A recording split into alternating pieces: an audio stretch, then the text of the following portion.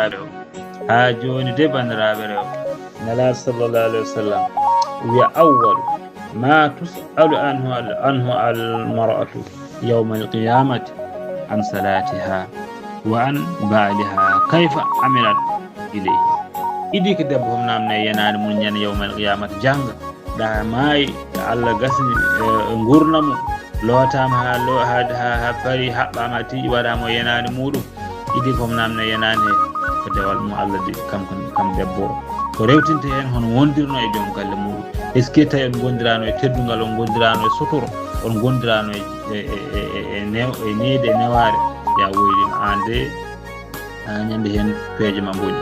an debbo haada non kam nelaar sallallahu alaihi wasallam haada do nelaar sallallahu alaihi wasallam wi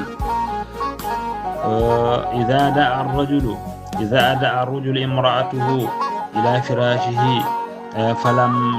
فلم تأته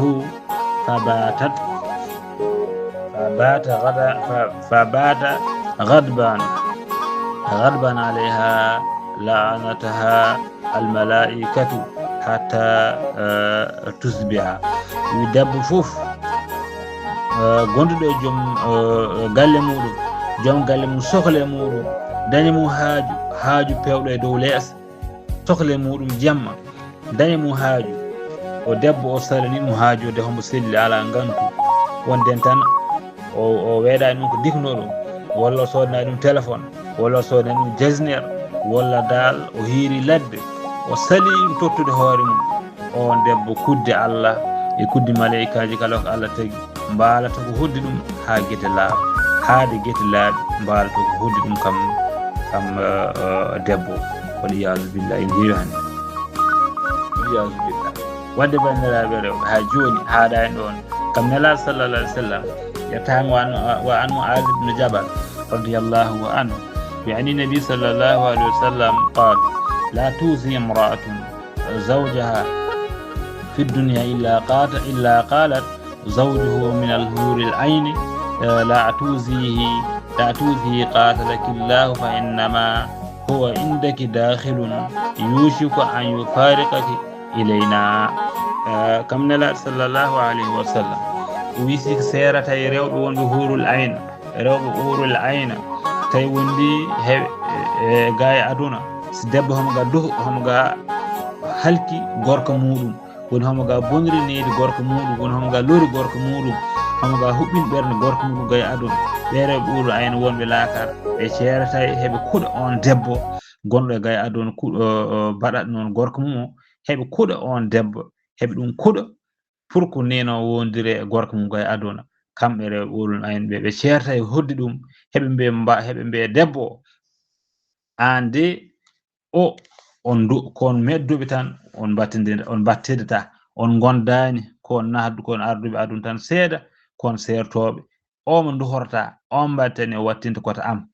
amen ɓe battinta waaru ɗum seese wata wat ɗum ni heɓe mon kuɗa kamɓe rewɓe ɓuurun ayno ɓen rewɓe wondiɓe wormumen gaye aduna e caɗele wadde gandon debbo fof gondiɗo joom galle muɗum e ga aduna ga e caɗele andu homonde kudde rewɓe ɓuurol ayno anda ɓen ɗum kira anda ɓen ɗum kuɗa wal iyasu billah metti ɓurani ɗon de probléme ɓurani ɗon de wondude gorko janan ɗum adda ɗum tan ko debbo mo netanaki gorko mum wadde gandon ko worɓe jannoɓe gonduɗon alhamdulillah rabbil alamin yalla waɗa men sutu alhamdulillah rabbil alamin debbo comme no Ali wini Ali radiyallahu anhu wili li zawjihi Fadimata o wi debbo mum kanko Ali wi Fadimata bint rasulullah sallallahu alaihi wasallam o ya Fadimata wi ma khayru malil mar'ati holko woni debbo moƴƴo sayyidina Ali wadno noon e joom suudu mum de bint rasulullah qalat Fadimata bint wi ɗum an la tara ar-rijal wala yarawha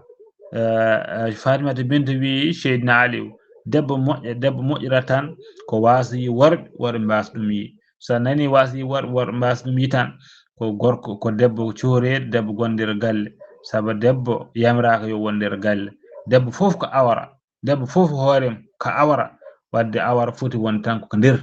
debbo fotani yaltude galle debbo fotani suus cartable fotani suus marché debbo fotani suuso voyage, debbo wona pour voyage, debbo wona pour jeere, debbo wona pour boowal. Eyi